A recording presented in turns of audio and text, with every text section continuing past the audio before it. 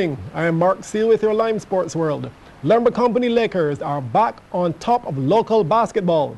They won the BABA Men's Premier League 2011 Final Series 3-1 over Oct17 Popcorn Clapham Bulls after taking Game 4 last night at the Barbados Community College. The Lakers have now won 3 league titles in the last 5 seasons. It was a close first half. Adrian Allman for the Lakers, the 3. You know, he's a marksman. He had 11. Andre Lockhart, he doesn't have the reputation of Allman, but he got it down through the net as well. 3 of his 15. On the other end, Jeremy Gill. Check this dribbling. Leaves Lockhart for dead, and a left-hand finger roll. That was fancy. And he also had the shooter's touch as well. Way beyond the arc as he takes out Lockhart once again. 3, and he had 15. That one was at the buzzer. Ian Alexander, he's known for high flying, but somehow the shooters really had it on the night. That's 3 of his 13. Halftime, the Bulls were leading though, 39-36. Keith Burkett, the MVP of the finals. He pulls up for a quick jumper. That too was a 3. He had 12. Ali Franklin though, he was different. He drove the ball to the basket. Here, the basket and the foul. He did complete the 3-point play. He had 15 points. A pick and roll now. The big man, Sydney, bouncer roll with Zahir Matara, and that's 2 of Rowe's 10. Ricardo Jamat really turned it on in the fourth quarter. Here, cutting through the key and getting the slam. He had 15 points, and he also had 18 rebounds. He was the MVP on this night. Another slam going baseline as the Lakers went on to win by 13, 79-66. Lakers, the new men's Premier League basketball champions. We are a team in every sense of the word. Last night we had the bench come through. Tonight it was more the starters. It was never one person for us. How would you sum up the season? You didn't come through in the knockout, but you came through in the league. How would you sum up your season? The knockout, the way it's positioned in the middle of the season is always going to be difficult for us. We kind of tend to play towards the second half. You would realize we went 9 or 10 in the second round. We are never really that good or well gelled in the middle of the season. A knockout at the end of the season is probably better for us, but you know, the league is what we aim for. Well, I don't know. I think it looks as though we'll be doing everything wrong all night long. I really have a problem with the officiating tonight. I am really not pleased. I mean, it does take away anything from Lakers, but I thought it was horrible. Not a bad season though. You won the ladies, and then you were in the finals for the men. Disappointed not to do the double? Very disappointed. We should have won this year, Mark. There's too many things that we don't have any control over, you know, that cause what happened to happen. So I have to live with it. The champion of champions season-ending game is tomorrow at the gym. On to football, it was perhaps appropriate that the team from the St. John Constituency Council won the opening game of the David Thompson Memorial Football Classic last evening. We might also add that they did it in grand style. The team representing the constituency of the late Prime Minister hammered St. Michael South East, the constituency of the organizer, Hamilton Lashley, 5-1. CBC's Andy Thorhill reports. The perfect lesson is about to begin of how to treat guests when they come on your own territory. You get an early goal. St. John opens the scoring. That's Andrew Jordan in the 10th minute, sending an early signal to the boys from St. Michael Southeast. And it will just get better for the man from St. John. Corey Lashley, he added his second in the 16th minute. Boy, Litchfield Bascom says, where's mine? I've got to get it. And he did in the 25th. Sugar, tasty. And the cup is full right now and running over. Second half business. Jamal Griffith in the 57th. That was a blast from the pass. Penalty time. Look who takes it. Bernard Howell, the keeper. That was in the 70th. Wait, you know what you do if you're guests? You always be kind. You give them one if you have to. And this would happen. St. Michael Southeast gets one from the penalty spot. Haldane Payne in the 85th minute. In the other game, St. Michael North and Christchurch East played to a 0-0 draw. Andy Thornhill, CBC Sports. And in more football news, Belgium Pride, 360 Connection, and Conquerors have all virtually qualified for the knockout phase of the Lime Pelican Football Challenge.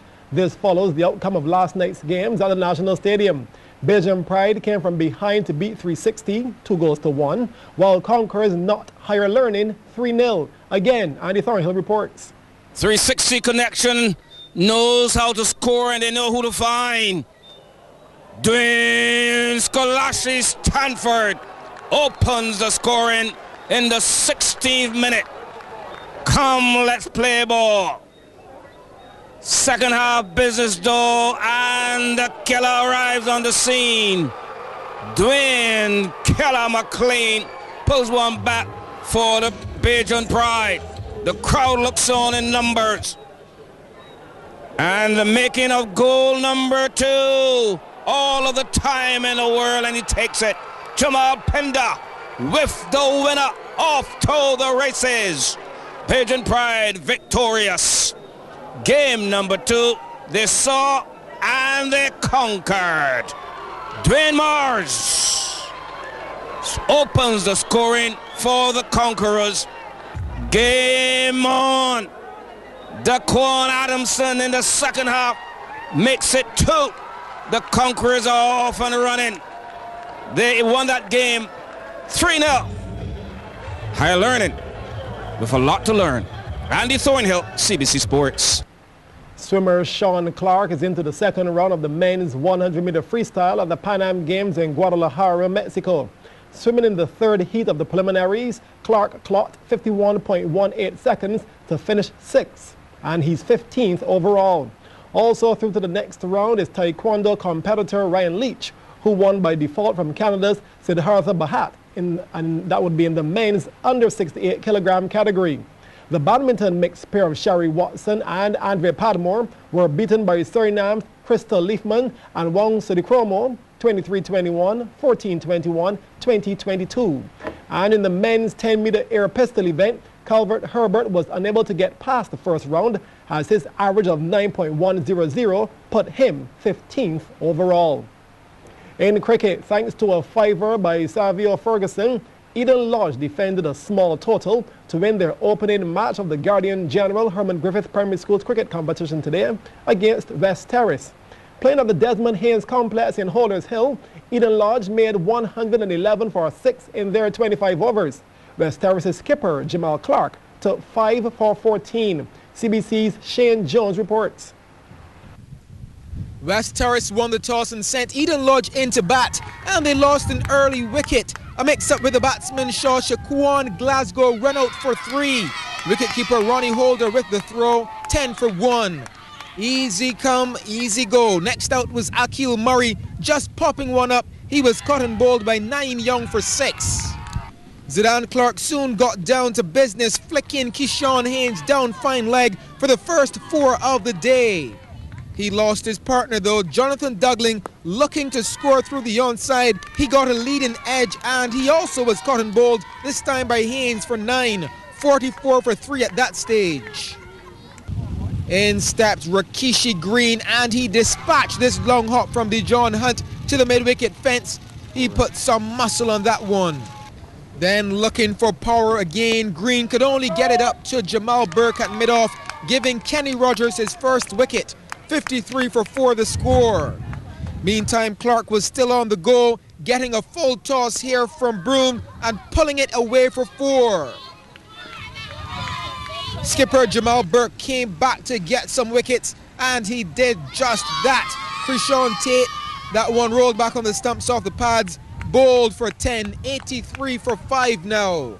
A couple balls later, Burke would get the danger man. Clark caught by Naeem Young. That's a big wicket on his way for 22. The very next ball, Darryl Toppin was cleaned up, comprehensively bowled for a duck. 84 for 7, and Eden Lodge in trouble. And there would be more timber. Akobe Ames looking to swing for the hills. He was on his way for just 6. Then wicket number 5 for Burke. Savio Ferguson beaten all ends up for a duck. and Eden Lodge 111 for 9 after 25 overs. Shane Jones, CBC Sports. Thanks, Shane. And Eden Lodge then dismissed West Terrace for just 50 to win by 61 runs. Ferguson took 5 for 16. In motorsport, IndyCar driver Dan Weldon has died following a massive accident at the Indy 300 in Las Vegas yesterday. The 33-year-old Buckinghamshire-born star was one of 15 drivers involved in a crash in the season-ending race. Turn 2, watch a third of the way back in the field. One car gets loose, and then everything erupts. 15 total cars, several of them getting into the catch fence, including Dan Weldon in the number 77. From a slow-mo angle, take a look. The first car will be J.R. Hildebrand getting airborne. The second car coming into view is that of Dan Weldon. And unfortunately, the way he hit the catch fence was the wrong way. And 2 hours later, the head man of IndyCar, Randy Bernard, gave us the news that we all feared. The anguish could be seen vividly. That's Tony Kanaan, Marco Andretti, former teammates, and Dario Franchitti. Don't ever say drivers don't have emotions. And then the tribute laps, 5 in all, with the number 77 at the top of the scoring pylon, and everyone from all the race teams lining pit lane. And this will be the way that all of us will remember Dan Weldon at the race he loved and cherished so much, drinking the milk in Victory Lane. Dan Weldon was 33.